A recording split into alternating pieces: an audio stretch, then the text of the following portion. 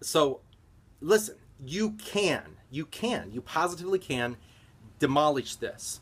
You can get off that nail. You can demolish the secret sexual stronghold in your life. I'm telling you, you can. You have so much more potential than you can possibly realize that you have. Like, we all have it inside of us. And the only thing keeping us back is the mindset that, well, this is the best that it's going to get, or I don't want to move on, or something like that. But you know, it's often said with any type of addiction that the first step in conquering an addiction is to first off understand and recognize that it's a problem. And so really that's what that proper mindset is. When I talk about the first thing in order to demolish secret sexual strongholds in your life is a proper mindset, it's understanding that even though you physically can't stop at the moment, it's understanding this is a problem because what I'm going for to try to fulfill me, it is not fulfilling, but it's hurting me more. And understanding that there's something else out there. In other words, if you're deep into, and I'm not sure who all is watching this right now, but if you're deep into a secret sexual stronghold, an addiction, a habit that you're ashamed of, that if other people saw it and knew, you would just go, just so ashamed, so crazy. If that is you, listen, it can, sorry, it can be demolished. I mean, it can, because I know so many people on following those 4 ingredients in order to demolish secret sexual strongholds have done it. But it is that mindset. It starts with that mindset. Not a full out plan, not goals of why not to do this, but saying, I am going to demolish this because it is not helping me, it is hurting me, and there's another mindset. I might not understand it, I might not grasp it, but there's another life out there that's better than where I'm at right now. It's like, you know, to kill a lion. To kill a lion, you first off got to cage it. You got to understand, okay, this lion, this is the problem. So once you cage it, and you have a lion in your basement or your back room caged, there's a million ways to kill it after that. Sometimes you can go right up to it and shoot it in the head and it's gone. Like, you can just take care of it like that. For others, you have to starve it to death. Literally just avoid it. Flee from sexual addiction. But whatever it is, it starts with caging it. And it starts with completely putting it away, out of your life, out of options. There are several things that I had to do. I mean, I had to get a new phone number, first off. I had to completely get a new phone number. But then I got actually a new phone with it. And actually, I kept my old phone.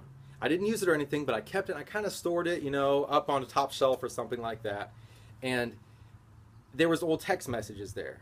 And there wasn't just pictures on that, but on that specific phone, I downloaded Vaulty, which could hide pictures, and I deleted the app. So I had a phone that is no longer working, that it no longer has data, that no longer has pictures, but has an app with pictures that I deleted from that. So I put it so far away from me that I'm like, okay, you know, I'm good, it's gone. But in my mind, I couldn't actually get to the problem, and I couldn't actually heave that phone into a fire, or I couldn't actually delete those pictures on that app that was deleted from a phone that no longer works.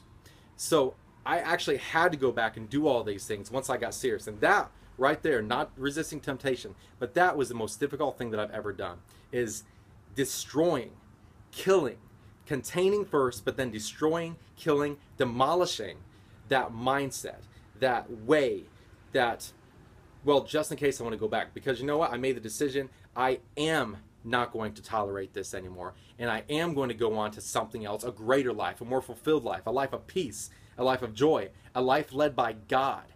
And when I did that, after that hard decision, that basically that hard mental change, that started transforming my life. It brought me to the Lord very shortly after that, because then I could humble myself and come to Him, let Him forgive me of my sins, and let Him lead my life. I made Him Lord and Savior of my life. Savior, He forgave my sins. Lord, He's now leading my life. And it all started, though, with the decision and the understanding that this is not helping. I will conquer this. I will no longer give in to this, but I'm going to kill, contain, and kill anything that has to do with that, and move on to greatness, being led by the Lord day by day. And that, whew, I just got excited about that. That is, that all started with putting a cat in the microwave. But there's good stuff with this, guys, and there is hope. Again, there's so much potential, and there's so much more out there. You don't want to die with this still a part of you. I know you don't. But more than that, you don't want to die not giving anything back to this world, not doing something great, not being remembered for something.